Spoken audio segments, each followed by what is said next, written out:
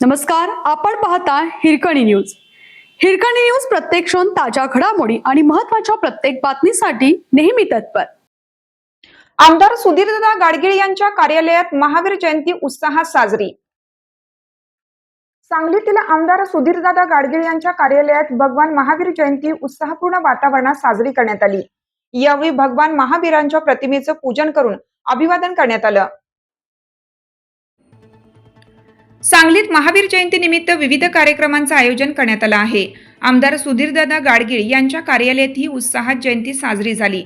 यावेळी भगवान महावीर यांच्या प्रतिमेचं पूजन करून त्यांना अभिवादन करण्यात आलं.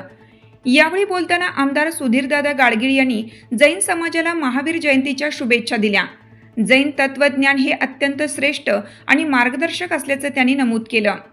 कार्यक्रमात रावसाहेब पाटील यांनी भगवान महावीरांनी दिलेल्या सत्य, अहिंसा, त्याग आणि अपरिग्रह या मूल्यांची महत्त्वता अधोरेखित केली. आजच्या समाजाला या तत्वांची गरज असल्याचे त्यांनी सांगितले.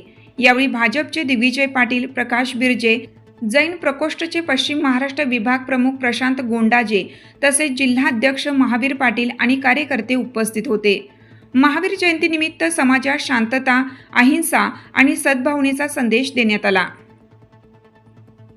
आपल्या हिरकणी न्यूज चॅनलला लाईक करा, शेअर करा आणि सबस्क्राईब करायला विसरू नका आणि रहा अपडेट.